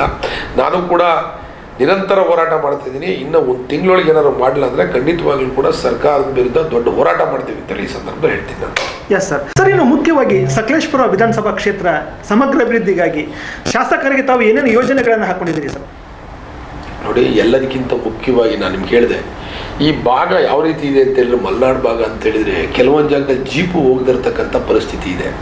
ಮತ್ತು ಉತ್ತಮವಾದ ಪ್ರಕೃತಿ ನಮಗೆ ಭಗವಂತ ಕೊಟ್ಟಿದ್ದಾನೆ. ನಮಗೆ ಈ ಭಾಗದಲ್ಲಿ ಎಲ್ಲದಕ್ಕಿಂತ ಮುಖ್ಯವಾಗಿ ನಮಗೆ ಪ್ರವಾಸೋದ್ಯಮನ ಅಭಿವೃದ್ಧಿ ಮಾಡಬೇಕು ಅಂತಕ್ಕಂಥ ಕನಸನ್ನು ಇಟ್ಕೊಂಡಿದ್ದೀನಿ ನಾನು. ಆದರೆ ಸರ್ಕಾರದಿಂದ ಅಷ್ಟೊಂದು ರೀತಿಯಲ್ಲಿ ನಮಗೆ ಸ್ಪಂದನೆ ಸಿಗ್ತಾ ಇಲ್ಲ. ನಾನು 2 ವರ್ಷದಿಂದ ಪ್ರವಾಸೋದ್ಯಮ ಸಚಿವರಿಗೆ ನಾನು 10 ಬಾರಿ ಮನವಿ ಮಾಡಿದರೂ ಕೂಡ ಒಂದೇ ₹1 ಹಣವನ್ನು ಕೂಡ ನಮಗೆ ಕೊಟ್ಟಿಲ್ಲ. ಆದರೆ ಈ ಭಾಗದಲ್ಲಿ ಉತ್ತಮ ನೈಸರ್ಗಿಕ ಸೌಂದರ್ಯ ಇರೋದ್ರಿಂದ ಒಂದು ರೀತಿಯಲ್ಲಿ ನಾವು ಕರ್ನಾಟಕದ ಕಾಶ್ಮೀರ ಅಂತೇಳಿದ್ರು ಕೂಡ ತಪ್ಪಾಗಲಾರದು. ತುಂಬ ಚೆನ್ನಾಗಿದೆ ನಮ್ಮಲ್ಲಿ ಬ್ಯೂಟಿ. ಈ ನಿಟ್ಟಿನಲ್ಲಿ ಪ್ರವಾಸೋದ್ಯಮ ಅಭಿವೃದ್ಧಿ ಮಾಡಬೇಕು. ಇಲ್ಲಿ ಹಲವಾರು ಹೋಮ್ ಸ್ಟೇಗಳು, ರೆಸಾರ್ಟ್ಗಳು ಈ ಭಾಗದಲ್ಲಿದ್ದಾವೆ. ಪ್ರವಾಸಿಗರು ಈ ಭಾಗಕ್ಕೆ ಬಂದರೆ ಕನಿಷ್ಠ ಒಂದು 3 ದಿವಸ ಸಕಲೇಶಪುರದಲ್ಲಿ ಟ್ರಿಪ್ ಮಾಡಬೇಕು. ತಮ್ಮೆಲ್ಲರೂ ಕೂಡ ಗೊತ್ತಿರೋ ರೀತಿಯಲ್ಲಿ ಪಟ್ಲ ಬೆಟ್ಟ ಇರ್ಬೋದು, ಹೊಸಳ್ಳಿ ಬೆಟ್ಟ ಇರ್ಬೋದು, ಗವಿ ಬೆಟ್ಟ ಇರ್ಬೋದು, ಈ ಕಡೆ ಕಾಡ್ಮನೆ ಇರ್ಬೋದು, ಈ ಕಡೆ ದೇವಲಕೆರೆ ಹತ್ರ ಅರಮನೆ ಗುಡ್ಡ ಇರ್ಬೋದು, ಮತ್ತು ಬೆಟ್ಟದ ಭೈರವೇಶ್ವರ ಇರ್ಬೋದು, ಬೇಕಾದಷ್ಟು ಜಾಗಗಳು ನಮ್ಮಲ್ಲಿ. ಮಂಜರಾಬಾದ್ ಫೋರ್ಟ್ ಇರ್ಬೋದು, ಬೇಕಾದಷ್ಟು ಜಾಗಗಳು ನಮ್ಮಲ್ಲಿ. ಈ ಕಡೆ ಕೆಂಚಮ್ಮನ ಹೊಸಕೋಟೆ ತಾಯಿ ನಮ್ಮ ಊರಲ್ಲಿ ಹೊಸಕೋಟೆಯಲ್ಲಿ ನೆಲೆಸಿರ್ತಕ್ಕಂಥ ಸ್ಥಳ ಇರ್ಬೋದು. ಹಲವಾರು ನೈಸರ್ಗಿಕ ಸೌಂದರ್ಯ ಇರತಕ್ಕಂಥ ಜಾಗ ಇರ್ಬೋದು, ಪುರಾತನವಾದ ಜಾಗಗಳು ಕೂಡ ನಮ್ಮಲ್ಲಿ ಇರೋದ್ರಿಂದ ಈ ಭಾಗದಲ್ಲಿ ಪ್ರವಾಸೋದ್ಯಮ ಅಭಿವೃದ್ಧಿ ಮಾಡಬೇಕು. ಈ ಭಾಗಕ್ಕೆ ಯಾರು ಒಬ್ಬರು ಪ್ರವಾಸಿಗರು ಬಂದರೆ ಕನಿಷ್ಠ 3 ದಿವಸದಲ್ಲಿ ಎಲ್ಲ ಕಡೆ ಸುತ್ತಾಡ್ಕೊಂಬಿಟ್ಟು ಹೋಗಬೇಕು ಅಂತಕ್ಕಂಥ ನಮ್ಮ ಉದ್ದೇಶ ಇದೆ. ಇದರಲ್ಲಿ ಡೈರೆಕ್ಟ್ಲಿ ಇಂಡೈರೆಕ್ಟ್ಲಿ ನಮ್ಮ ಭಾಗದ ಹಲವಾರು ಯುವಕರುಗಳಿಗೆ ಕೆಲಸ ಸಿಗುತ್ತೆ. ಈ ಭಾಗದ ಆರ್ಥಿಕ ಚಟುವಟಿಕೆ ಅಭಿವೃದ್ಧಿ ಆಗುತ್ತೆ ಅಂತೇಳಿ ಈ ಸಂದರ್ಭದಲ್ಲಿ ಹೇಳ್ತೀನಿ. ಅದಾದ ನಂತರದಲ್ಲಿ ಎಲ್ಲದಕ್ಕಿಂತ ಮುಖ್ಯವಾಗಿ ಈ ಭಾಗದಲ್ಲಿ ಜನಗಳು ಎಲ್ಲರೂ ಕೂಡ ಸ್ವಾಭಿಮಾನಿಗಳಿದ್ದಾರೆ. ಅವ್ರಿಗೇನು ರಸ್ತೆ ಬೇಕು, ಕುಡಿಯೋಕ್ಕೆ ನೀರು ಬೇಕು, ವಿದ್ಯುತ್ ಸಂಪರ್ಕ ಬೇಕು, ಚರಂಡಿಗಳನ್ನ ಬೇಕು. ಈ ಕೆಲಸನ ನಾನು ಆಲ್ರೆಡಿ ಮಾಡ್ತಾಯಿದ್ದೀನಿ. ನನಗೆ ತುಂಬ ಹೆಚ್ಚಿನ ಕನಸೇನಿದೆ ಅಂತೇಳಿದರೆ, ಈ ದಕ್ಷಿಣ ಕನ್ನಡ ಥರ ಈ ಪುತ್ತೂರು, ಮಂಗಳೂರು, ಈ ಉಡುಪಿ, ಈ ಥರ ಈ ಭಾಗದಲ್ಲೂ ಕೂಡ ಹಲವಾರು ವಿದ್ಯಾಸಂಸ್ಥೆಗಳು ಈ ಭಾಗಕ್ಕೆ ಬರಬೇಕು. ಉತ್ತಮ ವಿದ್ಯಾಸಂಸ್ಥೆನ ಪ್ರಾರಂಭ ಮಾಡಬೇಕು ನಮ್ಮ ಭಾಗದಲ್ಲೂ ಕೂಡ. ಮತ್ತು ನಮ್ಮ ಭಾಗದಲ್ಲಿ ಶಾಲೆಯನ್ನು ಮಾಡಿದರೆ ಖಂಡಿತವಾಗ್ಲೂ ಬಂದಂಥ ವಿದ್ಯಾರ್ಥಿಗಳು ಈ ಸೌಂದರ್ಯ ನೋಡಿದರೆ, ನೈಸರ್ಗಿಕ ಸೌಂದರ್ಯ ನೋಡಿದರೆ ಖಂಡಿತವಾಗ್ಲೂ ಇಲ್ಲಿ ಬಿಟ್ಟು ಹೋಗ್ಲಿಕ್ಕೆ ಯಾರೂ ಕೂಡ ಆಸೆ ಪಡಲ್ಲ. ಈ ಭಾಗಕ್ಕೂ ಕೂಡ ಉತ್ತಮ ವಿದ್ಯಾಸಂಸ್ಥೆಗಳು ಬರಬೇಕು, ಮೆಡಿಕಲ್ ಕಾಲೇಜುಗಳು ಬರಬೇಕು. ಬಂದು ಈ ಭಾಗದಲ್ಲಿ ಮೆಡಿಕಲ್ ಕಾಲೇಜ್ ಇರ್ಬೋದು, ವಿದ್ಯಾಸಂಸ್ಥೆಗಳನ್ನ ಮಾಡಿದರೆ ಖಂಡಿತವಾಗ್ಲೂ ಕೂಡ ಮಕ್ಕಳ ಆರೋಗ್ಯ ದೃಷ್ಟಿಯಿಂದ ಇರ್ಬೋದು, ಈ ಮಕ್ಕಳ ಎಜುಕೇಷನ್ ದೃಷ್ಟಿಯಿಂದನೂ ಕೂಡ ಈ ಭಾಗದ ನೈಸರ್ಗಿಕ ಸೌಂದರ್ಯ ಹೆಚ್ಚಾಗಿರೋದ್ರಿಂದ ಮಾಡಿದರೆ ಅನುಕೂಲ ಆಗುತ್ತೆ ಅಂತೇಳಿ ಈ ಸಂದರ್ಭದಲ್ಲಿ ಹೇಳ್ತೀನಿ.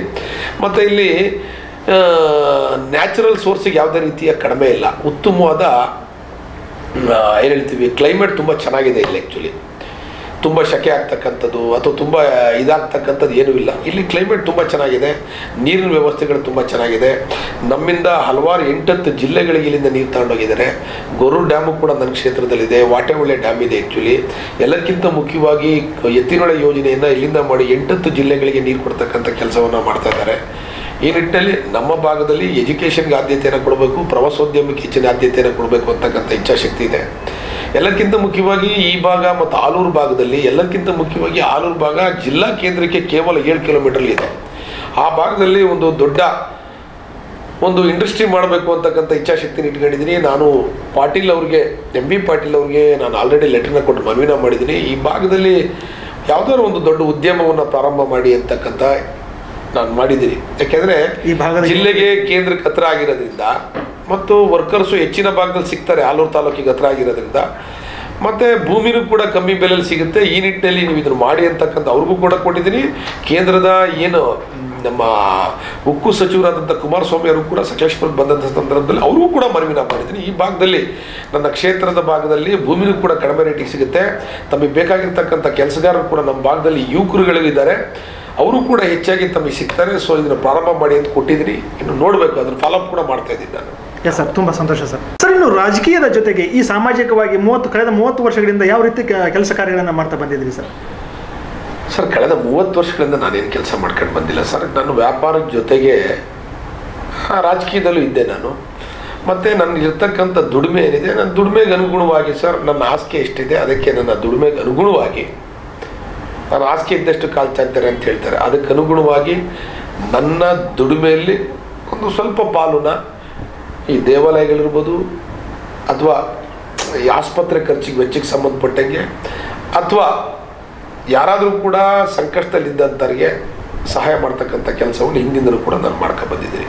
ಎಲ್ಲದಕ್ಕಿಂತ ಮುಖ್ಯವಾಗಿ ಕೋವಿಡ್ ಸಂದರ್ಭದಲ್ಲಿ ಸರ್ ಜನ ಹೊರಗಡೆ ಹೋಗ್ಲಿಕ್ಕೆ ಕಷ್ಟ ಆಗಿದ್ದು ತಮ್ಮೆಲ್ಲರಿಗೂ ಕೂಡ ಗೊತ್ತಿದೆ. ತುಂಬ ಜನಗಳಿಗೆ ಕೆಲಸ ಇಲ್ಲದೆ ಪಾಪ ಮರಳೆ ಕೂತಿರ್ತಕ್ಕಂಥ ಪ್ರಸಂಗವನ್ನು ನಾವು ನೋಡಿದ್ದೀವಿ. ಆ ಸಂದರ್ಭದಲ್ಲಿ ಸರ್ ನನಗೆ ನನ್ನಲ್ಲಿ ಇರ್ತಕ್ಕಂಥ ಹಣ ನನ್ನ ದುಡಿಮೆಗೆ ಅನುಗುಣವಾಗಿ ಸರ್ ಈ ಕ್ಷೇತ್ರದಾದ್ಯಂತ ಸಂಪರ್ಕ ಮಾಡಿದ್ದೀನಿ, ಸಂಚಾರ ಮಾಡಿದ್ದೀನಿ. ಒಂದು ದಿವಸ ಮನೇಲಿ ಕೂತಿಲ್ಲ, ಯಾವ ಕೋವಿಡ್ ಇದ್ರೂ ಒಂದು ದಿವಸ ಮನೇಲಿ ಕೂತಿಲ್ಲ. ಪ್ರತಿ ಗ್ರಾಮವನ್ನು ಮುಟ್ಟಿದ್ದೀನಿ, ನನ್ನ ಕೈಲಾದಷ್ಟು ಮನೆಗಳನ್ನ ಮುಟ್ಟಿದ್ದೀನಿ, ಕೈಲಾದಷ್ಟು ಜನಗಳಿಗೆ ಸಹಾಯ ಮಾಡ್ತಕ್ಕಂಥ ಕೆಲಸವನ್ನು ನಾನು ನಮ್ಮ ಪಕ್ಷದ ಕಾರ್ಯಕರ್ತರು ಸೇರಿ ನಾವು ಒಗ್ಗಟ್ಟಾಗಿ ಮಾಡಿದ್ದೀವಿ. ಎಲ್ಲರೂ ಕೂಡ ಕೈ ಜೋಡಿಸಿದರೆ ನನ್ನ ಕೈಲಾದಷ್ಟು ಹಣವನ್ನು ಕೊಟ್ಟು ಅದು ಫುಡ್ ಕಿಟ್ಗಳಿರ್ಬೋದು ಅಥವಾ ರೋಗಿಗಳಿಗೆ ಔಷಧಿ ವಿತರಣೆ ಮಾಡೋದಿರ್ಬೋದು, ಮತ್ತು ನಂದು ವೆಹಿಕಲ್ನೇ ಒಂದು ಆಂಬುಲೆನ್ಸಿಗೆ ಪರಿವರ್ತನೆ ಮಾಡಿ ಅದನ್ನು ಕೂಡ ಬಿಟ್ಟಿದ್ದೆ ನಾನು. ಆ್ಯಕ್ಚುಲಿ ಚುನಾವಣೆಯಲ್ಲೂ ಕೂಡ ಜನ ಅದನ್ನು ಗುರುತಿಸಿದ್ದಾರೆ. ಆ್ಯಕ್ಚುಲಿ ನನಗೆ ಅದನ್ನು ಗುರುತಿಸಿ ನನಗೆ ಮತ ಕೊಡಿದ್ರೆ ಅಂತ ಹೇಳಿ ಕೂಡ ತಪ್ಪಲ್ಲಾರ್ದು. ಈ ಕ್ಷೇತ್ರದ ಜನ ಮತವನ್ನು ಕೊಟ್ಟಿದ್ದಾರೆ. ಮತವನ್ನು ಕೊಟ್ಟು ನಾನು ಶಾಸಕನಾಗಿದ್ದೀನಿ, ಮತವನ್ನು ಪಡೆದು ಖಂಡಿತವಾಗ್ಲೂ ಶಾಸಕರು ಕೊಟ್ಟಿರ್ತಕ್ಕಂಥ ಕೆಲಸವನ್ನು ಈ ಕ್ಷೇತ್ರದ ಅಭಿವೃದ್ಧಿಗೋಸ್ಕರ, ಈ ಕ್ಷೇತ್ರದ ಜನತೆಯ ಹಿತಕ್ಕೋಸ್ಕರ, ನಮ್ಮಲ್ಲಿ ಬೇಕಾಗಿರ್ತಕ್ಕಂಥ ಮೂಲಭೂತ ಸೌಕರ್ಯಕ್ಕೋಸ್ಕರ ಪ್ರಾಮಾಣಿಕವಾಗಿ ಕ್ಷೇತ್ರದ ಜನಕ್ಕೋಸ್ಕರ ವಿಧಾನಸೌಧದಿಂದ ಹಿಡಿದು ಸರ್ಕಾರದ ಮಟ್ಟದೊಳಗೂ ಕೂಡ ಪ್ರಾಮಾಣಿಕವಾಗಿ ಕೆಲಸವನ್ನು ಮಾಡ್ತಾಯಿದ್ದೀನಿ. ಮುಂಬರ್ತಕ್ಕಂಥ ದಿನಗಳಲ್ಲಿ ಇನ್ನೂ ನನಗೆ ಹೆಚ್ಚಿನ ಕನಸಿದೆ. ಕೆಲವೊಂದು ವಿಚಾರಗಳನ್ನ ಇಲ್ಲಿ ಹೇಳೋಕ್ಕಾಗಲ್ಲ. ಖಂಡಿತವಾಗ್ಲೂ ಕೂಡ ಈ ಒಂದು ಕ್ಷೇತ್ರವನ್ನು ಅಭಿವೃದ್ಧಿ ಮಾಡಬೇಕು. ಪ್ರತಿ ಗ್ರಾಮಕ್ಕೂ ರಸ್ತೆಯನ್ನು ಕೊಡಬೇಕು, ಪ್ರತಿ ತಾಲೂಕಿಗೂ ರಸ್ತೆ ಸಂಪರ್ಕವನ್ನು ಕೊಡಬೇಕು, ಇರ್ತಕ್ಕಂಥ ರಸ್ತೆಯನ್ನು ಗುಣಮಟ್ಟದಿಂದ ಮಾಡಿಸ್ಬೇಕು, ರಸ್ತೆ ಕಾಮಗಾರಿಯನ್ನು ಉತ್ತಮ ರೀತಿಯಲ್ಲಿ ಮಾಡಿ ಸಾರ್ವಜನಿಕರಿಗೆ ಅನುಕೂಲ ಮಾಡಿಕೊಡ್ಬೇಕು ಅಂತಕ್ಕಂಥ ವಿಚಾರವನ್ನು ಇಟ್ಕೊಂಡು ಕೆಲಸ ಮಾಡ್ತಾಯಿದ್ದೀನಿ. ಖಂಡಿತವಾಗ್ಲೂ ನಾನು ಮಾಡ್ತೀನಿ ಅಂತೇಳಿ ಈ ಸಂದರ್ಭದಲ್ಲಿ ಹೇಳ್ತೀನಿ. ತುಂಬ ಸಂತೋಷ ಸರ್. ಇನ್ನು ಕೊನೆಯದಾಗಿ ತಮ್ಮನ್ನು ಇಲ್ಲಿವರೆಗೆ ಬೆಳೆಸಿದಂಥ ಈ ಕ್ಷೇತ್ರದ ಜನತೆಗೆ, ತಮ್ಮ ಪಕ್ಷದ ಹಿರಿಯರಿಗೆ, ಮುಖಂಡರಿಗೆ ನಮ್ಮ ಮೀಡಿಯಾ ಮೂಲಕ ಏನು ಕೃತಜ್ಞತೆಗಳನ್ನು ಸಲ್ಲಿಸಲಿಕ್ಕೆ ತಾವು ಬಯಸ್ತೀರಿ ಸರ್? ಸರ್, ನನ್ನ ಪಕ್ಷದ ಕಾರ್ಯಕರ್ತರು, ನಮ್ಮ ಪಕ್ಷದ ಮುಖಂಡರುಗಳು, ನನ್ನ ಪಕ್ಷದ ಎಲ್ಲ ಹಿರಿಯ ಮುಖಂಡರುಗಳು ಸಮೇತ ಮತ್ತು ಈ ಕ್ಷೇತ್ರದ ಮತದಾರರಿಗೆ ನಾನು ಹೃದಯಪೂರ್ವಕವಾದ ಅಭಿನಂದನೆ ಈ ಸಂದರ್ಭದಲ್ಲಿ ಸಲ್ಲಿಸಲಿಕ್ಕೆ ಇಷ್ಟಪಡ್ತೀನಿ. ಏಕೆಂದರೆ ಒಬ್ಬ ಸಾಮಾನ್ಯ ವ್ಯಕ್ತಿಯನ್ನು ಈ ಕ್ಷೇತ್ರದಲ್ಲಿ ನನ್ನ ಪಕ್ಷ ಗುರುತು ಮಾಡಿ ಚುನಾವಣೆಯಲ್ಲಿ ಸ್ಪರ್ಧೆ ಮಾಡಲಿಕ್ಕೆ ಅವಕಾಶ ಮಾಡಿಕೊಟ್ಟಂಥ ಸಂದರ್ಭದಲ್ಲಿ ತಮಗೆ ಗೊತ್ತಿದೆ, ಚುನಾವಣೆಗಳು ಅಂತೇಳಿದರೆ ಇವತ್ತು ತುಂಬ ಪೈಪೋಟಿ ಇದೆ. ಇವತ್ತು ಹಣ ಇಲ್ಲದೆ ಏನೂ ಕೂಡ ನಡೆಯಲ್ಲ, ತಮ್ಮೆಲ್ಲರೂ ಕೂಡ ಗೊತ್ತಿದೆ. ಇಂಥ ಸಂದರ್ಭದಲ್ಲೂ ಕೂಡ ನನ್ನಂಥ ಒಬ್ಬ ವ್ಯಕ್ತಿಯನ್ನು ತಾವು ಈ ಕ್ಷೇತ್ರದ ಸೇವೆ ಸಲ್ಲಿಸಲಿಕ್ಕೆ, ಶಾಸಕನಾಗಿ ಸೇವೆ ಸಲ್ಲಿಸಲಿಕ್ಕೆ ಅವಕಾಶ ಮಾಡಿಕೊಟ್ಟಿದ್ದೀರ. ತಾವು ಕೊಟ್ಟಂಥ ಅಧಿಕಾರವನ್ನು ಪ್ರಾಮಾಣಿಕವಾಗಿ ಈ ಕ್ಷೇತ್ರದ ಜನತೆ ಇದಕ್ಕೋಸ್ಕರ ನಾನು ಪ್ರಾಮಾಣಿಕವಾಗಿ ಕೆಲಸ ಮಾಡ್ತಾಯಿದ್ದೀನಿ. ಮುಂಬರ್ತಕ್ಕಂಥ ದಿನಗಳಲ್ಲಿ ಇನ್ನೂ ಹೆಚ್ಚಿನ ರೀತಿಯಲ್ಲಿ ಅಭಿವೃದ್ಧಿಯನ್ನು ಮಾಡಿ ಈ ಕ್ಷೇತ್ರದ ಜನತೆಯ ಋಣ ತೀರಿಸ್ತಕ್ಕಂಥ ಕೆಲಸವನ್ನು ಮಾಡ್ತೀನಿ ಅಂತೇಳಿ ಸಂದರ್ಭದಲ್ಲಿ ಎಲ್ಲಕ್ಕಿಂತ ಬಹುಮುಖ್ಯವಾಗಿ ಈ ಕ್ಷೇತ್ರದ ಜನತೆ ಇರ್ಬೋದು, ನಮ್ಮ ಪಕ್ಷದ ಕಾರ್ಯಕರ್ತರು, ಮುಖಂಡರುಗಳಿಗೆ ಎಲ್ಲರಿಗೂ ಕೂಡ ಅನಂತ ಧನ್ಯವಾದವನ್ನು ಈ ಸಂದರ್ಭದಲ್ಲಿ ನಾನು ಎಲ್ಲರಿಗೂ ಕೂಡ ಧನ್ಯವಾದ ಸಲ್ಲಿಸಲಿಕ್ಕೆ ನಾನು ಇಷ್ಟಪಡ್ತೇನೆ. ತುಂಬ ಸಂತೋಷ ಸರ್. ಇಷ್ಟೊತ್ತು ನಮ್ಮ ವೀಕ್ಷಕರ ಮುಂದೆ ತಮ್ಮ ಒಂದು ರಾಜಕೀಯದ ವಿಷಯಗಳನ್ನು, ಸಾಮಾಜಿಕ ರಂಗದ ವಿಷಯಗಳನ್ನು ಹಂಚಿಕೊಂಡಿದ್ದಕ್ಕಾಗಿ ತುಂಬ ಧನ್ಯವಾದಗಳು. ನಮಸ್ಕಾರ ಸರ್. Thank you. ತಾನೂರದಲ್ಲಿ ವೀಕ್ಷಕರು ಇಷ್ಟೊತ್ತು ಮಾತನಾಡಿದಂತಹ ಹಾಸನ ಜಿಲ್ಲೆಯ ಸಕಲೇಶಪುರ ವಿಧಾನಸಭಾ ಕ್ಷೇತ್ರದ ಮಾನ್ಯ ಹಾಲಿ ಶಾಸಕರು, ಬಿಜೆಪಿ ಪಕ್ಷದ ಎಸ್ಸಿ ಮೋರ್ಚಾದ ರಾಜ್ಯ ಅಧ್ಯಕ್ಷರು, ಯುವಕರ ಕಣ್ಮಣಿ ಸನ್ಮಾನ್ಯ Shri S Manjunath, cement Manjunath sir ಅವರ ಮಾತುಗಳನ್ನು, ಇವರ ಇನ್ನಷ್ಟು ಮಾಹಿತಿಗಾಗಿ ಲಾಗ್ ಆನ್ ಆಗಿ www.politiciansinIndia.com ಸೋಷಿಯಲ್ ಮೀಡಿಯಾ. ಜೈ ಹಿಂದ್, ಜೈ ಕರ್ನಾಟಕ.